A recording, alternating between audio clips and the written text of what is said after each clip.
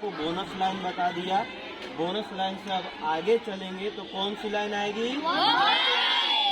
Walk line पे अभी आपको बताए थे कि बिना रेडर जब आपके ग्राउंड में आता है, कोर्ट में आता है, आपकी तरफ आता है, तो बिना वॉक लाइन को टच किए अगर वो वापस जाता है तो उस स्थिति में वो और आप भी इस बात को ध्यान रखेंगे कि जब आप दूसरी तरफ रेड कबड्डी बोलते हैं ना जी, कबड्डी पढ़ाने जाते हैं, रेडिंग करने जाते हैं और आप भी वॉक लाइन को टच नहीं करते हैं तो आप भी आउट हो सकते हैं। तो वॉक लाइन का कितना इम्पोर्टेंस है ये आप समझ गए ना। अब देखिए दोनों तरफ लॉबी होती है, दो लाइन होती है, उसको लॉबी बोला जाता है। आप लोगों को पता है, अभी हम बनाएंगे यहाँ ग्राउंड तो आप सबको बताएंगे, ठीक है। लॉबी को भी आप टच तब तक नहीं कर सकते हैं, लॉबी में आप तब तक नहीं जा सकते हैं जब तक किसी डिफेंडर को टच नहीं करते हैं, ठीक है।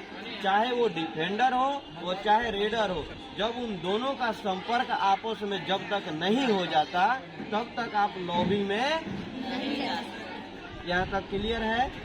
अब हाफ मीटर यानी 6 मीटर और 6 मीटर और बीच में जो लाइन है उसको क्या बोलते हैं? Mid line. मिड लाइन क्यों? क्योंकि वो बीच में है। सेंट्रल लाइन या मिड लाइन दोनों के बीच में है।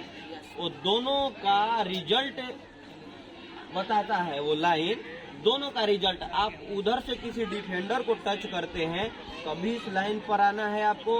अगर इस तरफ के भी कोई डिफेंडर को इस तरफ का रेडर कोई टच करता है तब भी आपको मिड लाइन पर ही आना है।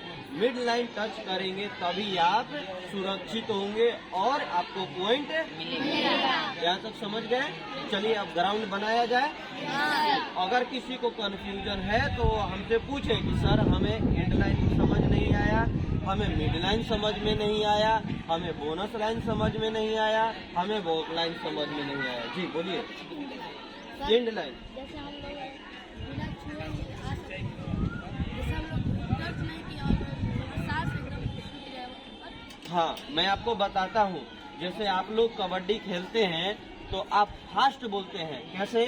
कबड्डी कबड्डी कबड्डी कबड्डी बोलते हैं ना, ऐसा नहीं करना है।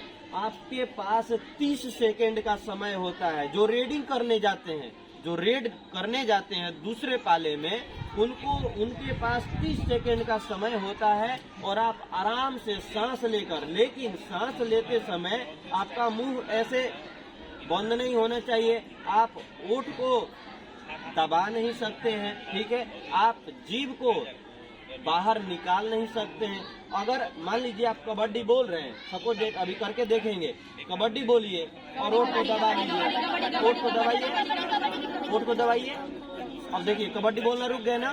तो जब कबड्डी बोलने जाएंगे पहला चीज कि समय का ध्यान रखेंगे, 30 सेकंड में आपको किसी को टच करके वापस आना है, ठीक।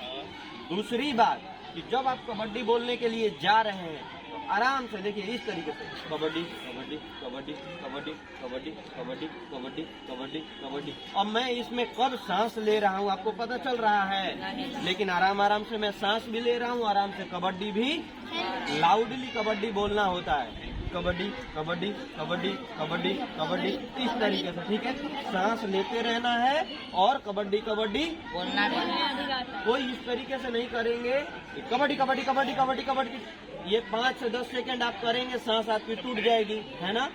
10 सेकंड कर लेंगे, 15 सेकंड कर लेंगे, क्योंकि उसमें दौड़ना भी तो है ना, दौड़ते भी रहना है और कबड्डी भी बोलना है, थकान ज्यादा होगी। लेकिन जो मैंने आपको बताया उसमें सांस भी लेते रहेंगे, थकेंगे भी नहीं और 30 सेकंड का आपको समय भी मिलेगा।